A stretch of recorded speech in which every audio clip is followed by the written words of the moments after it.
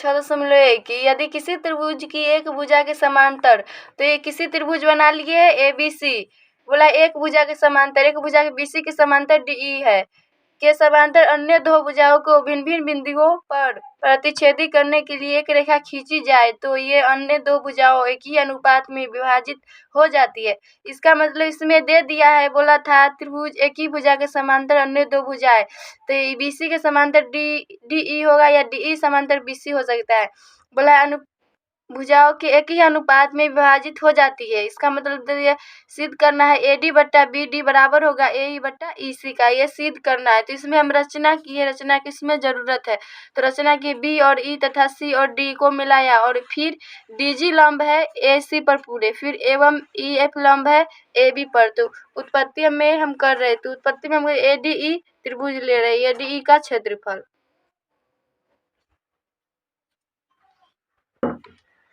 तो ADE का क्षेत्रफल हो जाएगा, तो त्रिभुज का क्षेत्रफल होता है 1/2 गुने आधार गुने ऊंचाई, तो हो जाएगा फिर ADE का क्षेत्रफल लिखेंगे, ADE का क्षेत्रफल बराबर हो जाएगा 1/2 गुने ये वाला इधर वाला ये साइड के त्रिभुज ले रहे ADE, तो इसमें जिस पर लंब डला हुआ रहता है वो आधार होता है, तो आधार हो जाएगा AD और ऊंचाई हो जाएगा EF।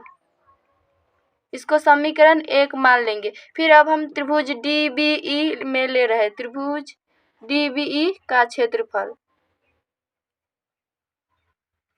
फिर हो जाएगा 1/2 गुने, वही फॉर्मूला था 1/2 गुने आधार गुने ऊंचाई। तो इसमें DBE ले रहे हैं, तो इसमें आधार हो जाएगा पूरा BD हो जाएगा आधार और ऊंचाई हो जाएगा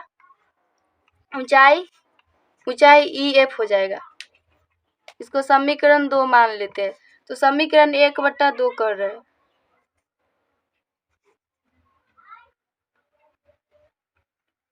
समीकरण 1 है 1/2 त्रिभुज ADE का क्षेत्रफल बट्टा त्रिभुज DBE का क्षेत्रफल बराबर हो जाएगा।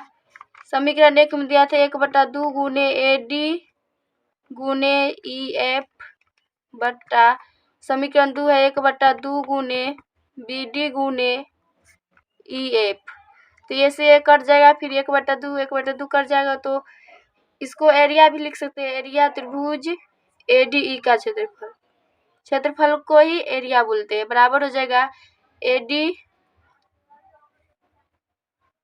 फिर लिख देंगे एरिया DBE बराबर हो जाएगा बट्टा में हो जाएगा AD बट्टा BD। इसको समीकरण 3 मान लेते हैं। तो फिर ADE का क्षेत्रफल लेंगे, फिर इधर वाले त्रिभुज लेंगे DCE का, तो लिखते हैं फिर हो जाएगा त्रिभुज ADE का क्षेत्रफल बराबर हो जाएगा 1/, वही फॉर्मूला होगा 1/2 गुने आधार गुने ऊंचाई।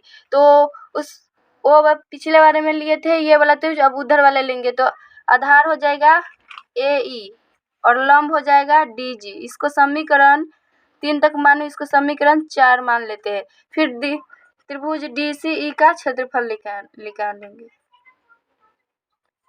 बराबर हो जाएगा 1/2 गुने आधार हो जाएगा EC गुने और लंब हो जाएगा DG। इसको समीकरण 5 मान लेते हैं। फिर समीकरण 4/5 करेंगे, तो समीकरण 4 समीकरण 5 किए, तो समीकरण 4 त्रिभुज ADE का क्षेत्रफल बराबर है 1/2 गुने AE गुने DG। समीकरण 5 है 1/2 गुने EC गुने DG, फिर ऐसे कट जाएगा, फिर ऐसे कट जाएगा, तो आया त्रिभुज ADE का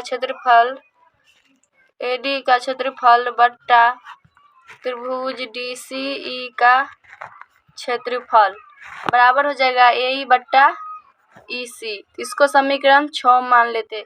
यहाँ पर एक पद में लगेगा 8, तो यहाँ पर एक पद में लगेगा एक ही आधार और एक ही समांतर रेखाओं के बीच त्रिभुज का क्षेत्रफल बराबर होता है, ये 9th का फॉर्मूला है।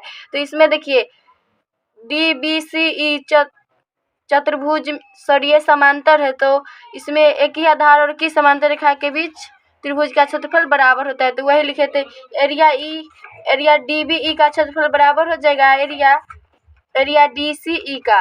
तो यहाँ पे लिखते हैं, हो जाएगा एरिया DBE का क्षेत्रफल बराबर हो जाएगा एरिया DCE का क्षेत्रफल। इसको समीकरण 7 मान लेते हैं। अब करेंगे समीकरण 7 का मान समीकरण 6 से प्रतिस्थापित करने पर। तो लिख दिया समीकरण 7 का मान समीकरण 6 से प्रतिस्थापित करने पर। तो समीकरण 6 क्या है, त्रिभुज AD का क्षेत्रफल बटा त्रिभुज DCE का क्षेत्रफल बराबर AE बटा EC। तो इसको लिख सकते हैं, फिर हो जाए त्रिभुज ADE का क्षेत्रफल बटा, देखिए त्रिभुज DBE का क्षेत्रफल बराबर है एरिया DCE का क्षेत्रफल। तो DCE के बदला हम लिख सकते हैं DBE का क्षेत्रफल। तो हो जाएगा त्रिभुज DBE का क्षेत्रफल।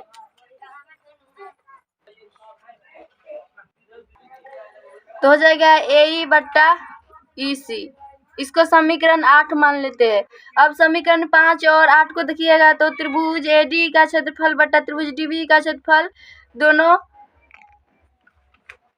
तो समीकरण 3 और समीकरण 8 बराबर है। तो समी 3 व से हो जाएगा, लेफ्ट में बराबर है तो राइट में बराबर हो जाएगा। तो लिख देते हैं यहाँ पे समीकरण 3 व 8 से।